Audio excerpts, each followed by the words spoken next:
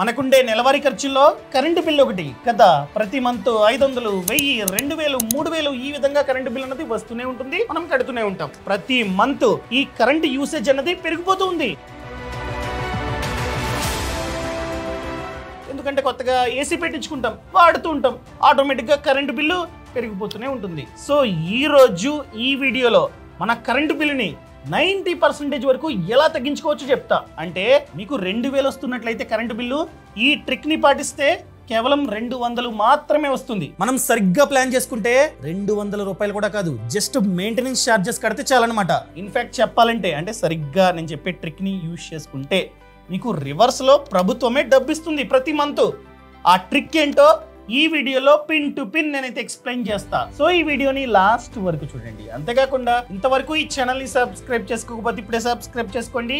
నేను మీ కౌశిక్ మరిడి. సరే, ఈ కరెంటు బిల్లుని ఎలా తగ్గించుకోవాలి? తగ్గించుకోవడానికి 2 ఆప్షన్లు ఉన్నాయి. ఒకటి, కరెంటు యూసేజ్ ని తగ్గించడం. అది మన వల్ల కాదు, అయ్యే పని కూడా కాదు.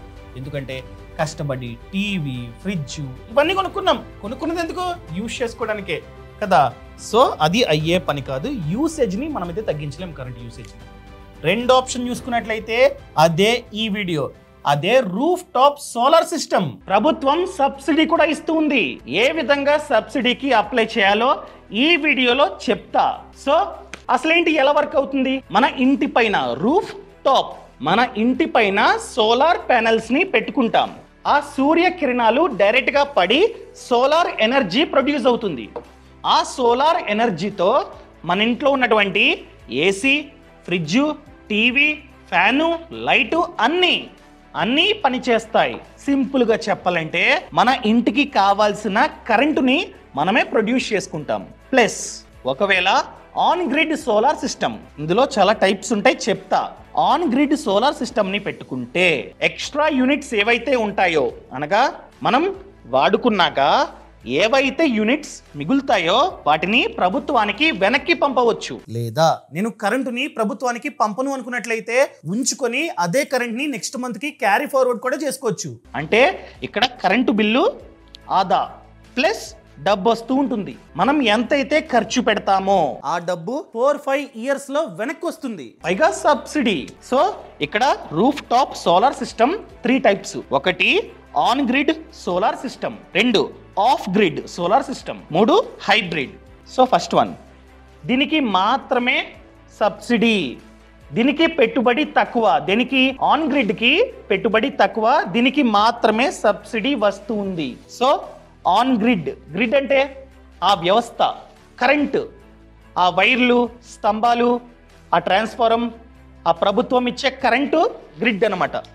సో మన ఇంటికి ప్రభుత్వం ఇచ్చే కరెంటు కనెక్ట్ అయి ఉంటుంది, ప్లస్ ఆ కరెంటుతో పాటు ఈ సోలార్ సిస్టమ్. అర్థమైందా? ఇక్కడ సోలార్ సిస్టమ్ ఉంటుంది, ప్లస్ ప్రభుత్వం ఇచ్చే కరెంటు కూడా ఆ గ్రిడ్ అన్నది కనెక్ట్ అయి ఉంటుంది. సో ఎలా వర్క్ అవుతూ ఉంటుంది? మన ఇంటి పైన సోలార్ ప్యానెల్స్ ని పెట్టుకుంటాం, చెప్పాను కదా. ఆ సూర్యకిరణాలు పడతాయి, పడగానే సోలార్ ఎనర్జీ క్రియేట్ అవుతుంది. ఆ సోలార్ ఎనర్జీని ఆ సోలార్ ప్యానెల్స్ DC కరెంట్ గా మారుస్తాయి. DC కరెంట్, ఆ DC కరెంట్ అన్నది డైరెక్ట్ గా ఇన్వర్టర్ లోకి వస్తుంది. ఇన్వర్టర్ లోకి వెళ్ళగానే DC కరెంటు AC కరెంటుగా మారుతుంది. ఆ AC కరెంటుతో లైట్స్, ఫ్యాన్స్ అన్నీ రన్ అవుతూ ఉంటాయి. ఏదైతే ఎక్స్ట్రా యూనిట్స్ ఏవైతే ప్రొడ్యూస్ అవుతాయో ఆ ఎక్స్ట్రా యూనిట్స్ని మనం మీటర్ సహాయంతో ప్రభుత్వానికి పంపవచ్చు. సో గ్రిడ్ ద్వారా వెళ్ళిపోతూ ఉంటుంది ఆ కరెంటు, ప్రభుత్వం మనకైతే డబ్బు ఇస్తూ ఉంటుంది. అర్థమైందా? సో ఇక్కడ బిల్ అన్నది ఏ విధంగా జనరేట్ అవుతుంది? ఒకవేళ పని చేయలే సోలార్, లేకపోతే వర్షం సరిగ్గా ప్రొడ్యూస్ అవ్వలే, కరెంటు సోలార్ కరెంట్ ప్రొడ్యూస్ అవ్వలే, అలాంటప్పుడు మనకి ప్రభుత్వం నుంచి కరెంట్ అన్నది వస్తూ ఉంటుంది. మనం ఎన్నైతే యూనిట్స్ని వాడతామో అన్ని యూనిట్స్కి బిల్లు కట్టాలి, మైనస్ ప్రభుత్వానికి ఎన్నైతే పంపామో అది మైనస్ అవుతుంది. ఫర్ ఎగ్జాంపుల్, మనం ప్రభుత్వం నుంచి సోలార్ కాకుండా ప్రభుత్వం నుంచి ఒక 10 యూనిట్లు వాడాము, మనం ప్రభుత్వానికి 9 యూనిట్స్ పంపాము. అంటే మనం కట్టాల్సింది 1 యూనిట్కి, అది కూడా ప్రైస్ డిఫరెన్స్ ఉంటుంది. మనం వాడితే యూనిట్ కి వాళ్ళకి 7.5 రూపీస్ వరకు పే చేయాలి. అదే మనం కనుక వాళ్ళకి పంపిస్తే వాళ్ళు ఇచ్చేది 4 to 5 రూపీస్ మాత్రమే. ఆ డిఫరెన్స్ మనమైతే బిల్లు కట్టాలి. సో నార్మల్ కరెంటుతో కంపేర్ చేస్తే ఇది తక్కువ. ఒకవేళ ప్రభుత్వం నుండి 1 యూనిట్ కూడా వాడకపోతే జస్ట్ మినిమం ఛార్జెస్ కట్టుకుంటే చాలన్నమాట. ఈ విధంగా వర్క్ అవుతూ ఉంటుందన్నమాట. ఒకవేళ మీరు పెట్టుకోవాలి అనుకున్నట్లయితే ఆన్ గ్రిడ్ పెట్టుకోండి. సో ఎన్ని ప్యానెల్స్ పెట్టుకోవాలి depends upon you, me usage. మీరు ఎక్కువగా యూజ్ చేస్తున్నట్లయితే ఎక్కువ ప్యానెల్స్ పెట్టుకోండి. ఆన్ గ్రిడ్ కి మాత్రమే సబ్సిడీ ఉంది, మిగతా వాటికి లేదు.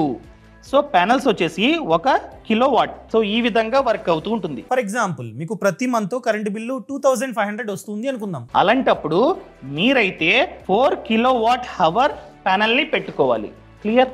మీరు యూజ్ చేసేది 500 units per month. So 500 units per month use చేస్తున్నట్లయితే మీరు పెట్టుకోవాల్సింది 4 కిలోవాట్ హవర్ ప్యానెల్. సో ఈ విధంగా మీరైతే మీ యూసేజ్ని బట్టి డిసైడ్ చేసుకోవాలి ఎంత కెపాసిటీ పెట్టుకోవాలన్నది. ఓకేనా? ఎగ్జాంపుల్గా 2500 వస్తుంది బిల్లు. మీరు కనుక 4 కిలోవాట్ ప్యానెల్ని పెట్టుకుంటే మీకు వచ్చే బిల్లు 250 రూపీస్ మాత్రమే. 2500 ఎక్కడ, 250 ఎక్కడ? అరౌండ్ 90% మీ బిల్లు తగ్గినట్లే. ఆ విధంగా మనమైతే పెట్టుకుంటే మన కరెంటు బిల్లు 90% తగ్గుతుంది. ఫర్ ఎగ్జాంపుల్ మీ యూసేజ్ తక్కువ, ఎంత? జస్ట్ డైలీ 10 యూనిట్స్ని యూజ్ చేస్తున్నారు. అలాంటప్పుడు మీరు 3 కిలోవాట్ హవర్ ప్యానెల్ని పెట్టుకుంటే చాలు. అర్థమైందా? సో ఇక్కడ మనకి సబ్సిడీ అన్నది 1 కిలోవాట్ ప్యానెల్ మనం కనుక పెట్టుకుంటే సబ్సిడీ 30,000 వరకు వస్తుంది. అదే మనం కనుక 2 కిలోవాట్ ప్యానెల్ని పెట్టుకుంటే సబ్సిడీ 60,000 వరకు వస్తుంది.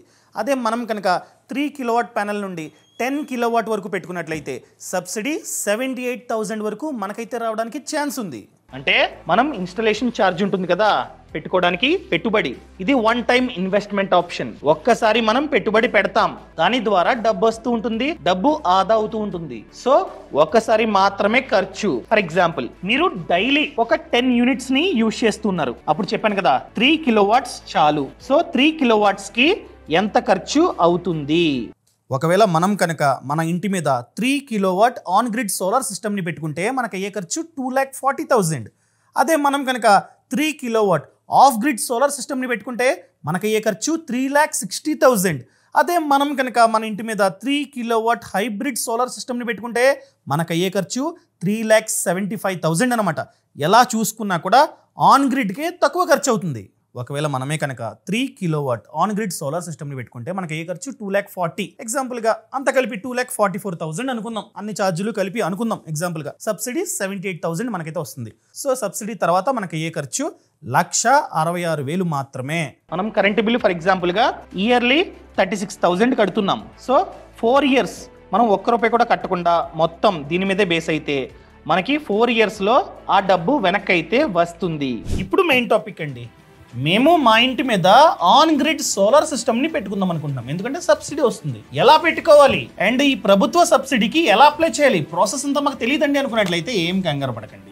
మార్కెట్లో చాలా కంపెనీస్ ఉన్నాయి, ఈ సోలార్ కంపెనీస్. వాళ్ళకి కాల్ చేస్తే చాలు, వాళ్ళే వచ్చి ఇన్స్టాల్ చేసి సబ్సిడీకి కూడా వాళ్ళే అప్లై చేపిస్తారనమాట. అర్థమైందా? మీరు అడగొచ్చు మార్కెట్లో బెస్ట్ అయిన కంపెనీ ఏముంది? చాలా ఉన్నాయి.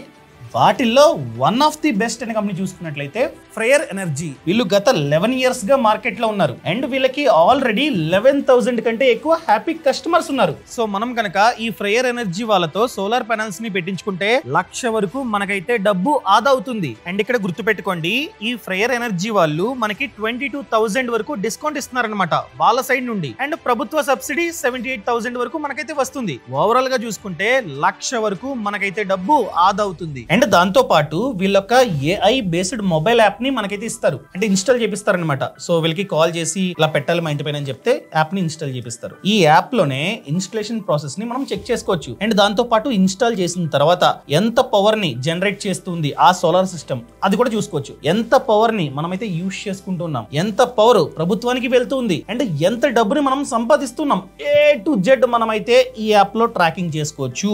అండ్ జస్ట్ వీళ్ళకి కాల్ చేస్తే చాలు, వచ్చి సైట్ అంతా చూసి వాళ్ళే మంచి క్వాలిటీ అయిన ప్రొడక్ట్స్ ని తీసుకొచ్చి ఇన్స్టాల్ చేస్తారు. వీళ్ళు టైర్ 1 సోలార్ ప్యానెల్స్ ని యూజ్ చేస్తూ ఉంటారు. అది కూడా ISO సర్టిఫికేట్ ఉన్న సోలార్ ప్యానెల్స్ ని మాత్రమే పెడతారనమాట. మీకు ఏమైనా డౌట్స్ ఉన్నట్లయితే మన ఆంధ్ర తెలంగాణలో చాలా అంటే చాలా ఫ్రేర్ ఎనర్జీ సోలార్ ఎక్స్పీరియన్స్ సెంటర్స్ ఉంటాయన్నమాట. మీరు డైరెక్ట్ గా వెళ్ళి చెక్ చేసుకోవచ్చు ఎటువంటి సోలార్ ప్యానెల్స్ ని యూజ్ చేస్తున్నారు, ఎటువంటి ఎక్విప్మెంట్ ని పెడుతున్నారు, అసలు ఏం వాడుతున్నారు, క్వాలిటీగా ఉన్నాయి లేదా అన్ని మీరైతే డైరెక్ట్ గా చెక్ చేసుకోవచ్చు. లేదా ఈ నంబర్ కి కాల్ చేయండి, వాళ్ళే మీకు A to Z ఎక్స్ప్లెయిన్ చేస్తారు. అర్థమైందండి? సో రిక్వైర్మెంట్ ఏంటో చెప్పండి, అండ్ దాంతో పాటు దానికి ఎంత ఖర్చు అవుతుంది, ఎంత సబ్సిడీ వస్తుంది, వాళ్ళ సైడ్ నుండి ఎంత డిస్కౌంట్ ఇస్తారు, అది కూడా వాళ్ళే చెప్తారు అనమాట. A to Z. సో కంగారు పడకండి. అండ్ దాంతో పాటు ఒకవేళ డబ్బులు లేవు, అంత డబ్బు లేదండి ఒకేసారి అనుకున్నట్లయితే వీళ్ళు 0 కాస్ట్ EMI ప్లాన్స్ కూడా ఇస్తున్నారు అనమాట.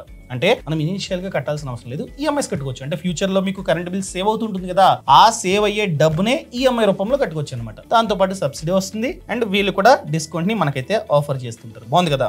సో ఒకవేళ మీకు నిజంగా కరెంట్ బిల్ చాలా ఎక్కువ వస్తుంది, నాకు ఖచ్చితంగా అవసరం ఇది అనుకున్నట్లయితే ఒకసారి ఎంక్వైరీ చేయండి. అంటే డైరెక్ట్ గా వీళ్ళ దగ్గర తీసుకోవడం చెప్పట్లా, ఎంక్వైరీ చేయండి, ఖచ్చితంగా నచ్చుతుంది. సో ఇది పెట్టుకోవడం వలన, అనగా ఆన్ గ్రిడ్ సోలార్ సిస్టమ్ ని పెట్టుకోవడం వలన 90% వరకు కరెంట్ బిల్లు తగ్గుతుంది. అండ్ దాంతో పాటు ఎంతైతే డబ్బుని మనం ఇన్వెస్ట్మెంట్ చేసామో, ఇది వన్ టైం ఇన్వెస్ట్మెంట్, ఒకసారి మాత్రమే ఖర్చు పెడతాం. ఆ డబ్బు 4-5 ఇయర్స్ లో రికవర్ చేసుకోవచ్చు. ఎందుకంటే కరెంట్ బిల్ కట్టాల్సిన అవసరం లేదు. ఇంకా సరిగ్గా యూజ్ చేసుకున్నారు అనుకోండి, ప్రభుత్వం కూడా డబ్బుని ఇస్తూ ఉంటుంది అనమాట. సో మీరు కనుక పెట్టించుకుందాం అనుకున్నట్లయితే లింక్ కింద డిస్క్రిప్షన్ లో ఇచ్చా, వీళ్ళ వెబ్సైట్ ది కావాలంటే చెక్ చేసుకోండి. అండ్ నంబర్ కూడా కింద ఇచ్చా, డిస్క్రిప్షన్ లో ఇచ్చా, అండ్ స్క్రీన్ మీద కూడా మెన్షన్ చేస్తున్నా. ఒకసారి కాల్ చేయండి, వాళ్ళే A to Z ఎక్స్ప్లెయిన్ చేస్తారనమాట. అర్థమైందండి? ఈ వీడియో మీకు నచ్చినట్లయితే దయచేసి నచ్చింది అని చెప్పండి, నచ్చలేదని చెప్పండి. Thank you so much. Thanks for watching. జై Hind. Boss Wala. Be the boss.